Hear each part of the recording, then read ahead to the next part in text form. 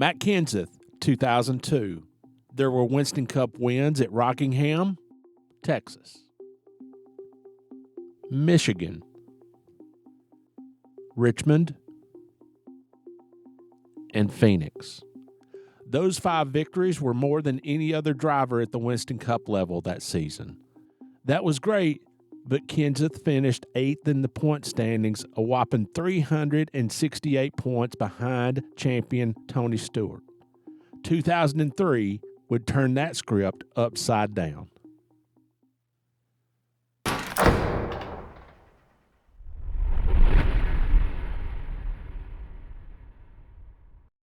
For as many wins as Matt Kenseth had in 2002, there were at the same time just as many, if not more, stumbling blocks. If he and crew chief Robbie Reiser could eliminate as many of those issues as possible, they might just stand a chance of sitting at the big table come championship banquet time in 2003.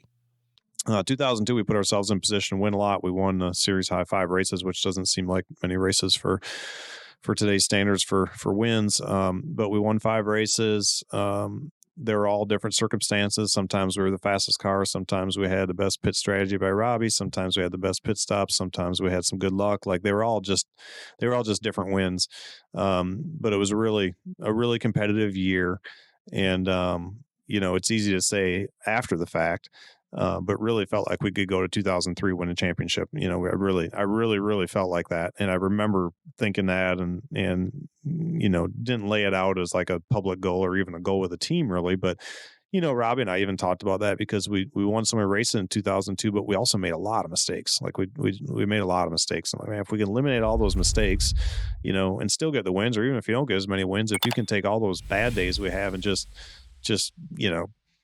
finish to what our potential is, right? Yeah. If you have a 6th place car, don't finish 26th with it trying to finish 4th, right? Like make sure you finish 6th with it. And if you do everything right, maybe you'll finish 4th or 5th with it, right? So kind of more that mentality, and just to make sure that we didn't beat ourselves, we had days good enough to win or days good enough to be in contention, make sure you took advantage of that and try to get that win and get that finish. But on your bad days, make sure you don't make them worse. Try to capitalize on your strengths on your bad days, on your pit crew, on your strategy, on whatever it would be, and get the best finishes you can out of those days. In just the 3rd race of the 2003 Winston Cup season, Kenseth powered his way to a dominant 9.1 second victory at Las Vegas. A 4th place finish in the very next race at Atlanta put him atop the point standings, a position he would keep for the rest of the year. At first, it seemed like just another year, but then days turned into weeks. Weeks turned into months, and the whispers started. A season-long points format is boring. Something's got to be done. Hand in hand with that kind of criticism came complaints that Kenseth was boring.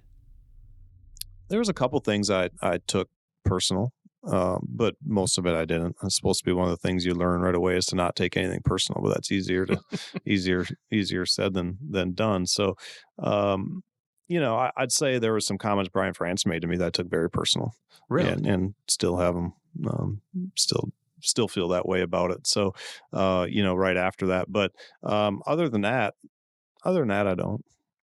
The noise reached such a crescendo that it seemed for all the world like Kenseth and the rest of the number 17 Roush Racing organization had done something wrong. Kenseth's cushion reached a season-high 436 points following the Dover event in late September. Just 8 races remained on the season, and while that advantage shrunk by nearly half over the next few weeks, Kenseth had the audacity to clinch the championship at Rockingham with another race yet to be run. Kenseth completed just 28 laps in the season finale at Homestead before blowing an engine. The problem dropped him to 43rd, dead last in the running order. It was just his 2nd DNF of the year. In the end, though, it didn't matter. The final Winston Cup championship was already his. The chase was introduced in 2004. Kenseth, not surprisingly, remains in favor of a full season championship format. I'm kind of a traditionalist, so I sort of like it like that. And here's the most ironic thing about it all is I remember Brian France coming in and being like, we're sick of talking about points. We got to talk about races. We're sick of talking about points. It needs to be it needs to be a big event, every race and everything. But if you really look at what they did and you really watch the telecast, that's all they talk about is points constantly. Yeah. Constantly. It's way more than it used to be. Like when I was a kid and watch a race, like, it's cool. You'd watch a race and you'd see who win. I was like, oh, awesome. They're in Michigan. And then afterwards, it's been, and here's the point standing. There was a little blurb on TV afterwards where the point standings was, and you went on to the next week.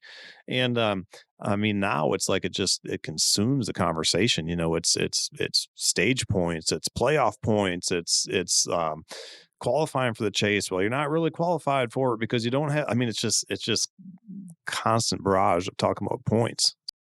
Here's the thing: did the chase work? Did it? And will it, when it returns in 2026, add the kind of drama NASCAR and its television partners are hoping for? That's a good question.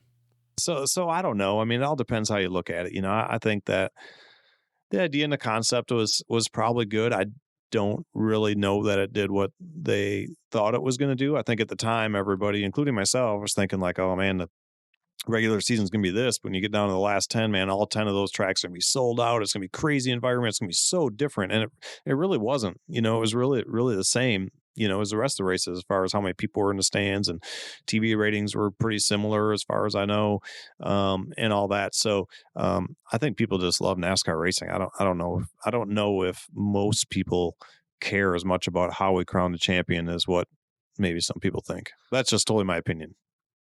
You're in charge of NASCAR. What's your call on how the championship is awarded? Full season, chase, playoffs, or something else altogether different? Let us know in the comments section below.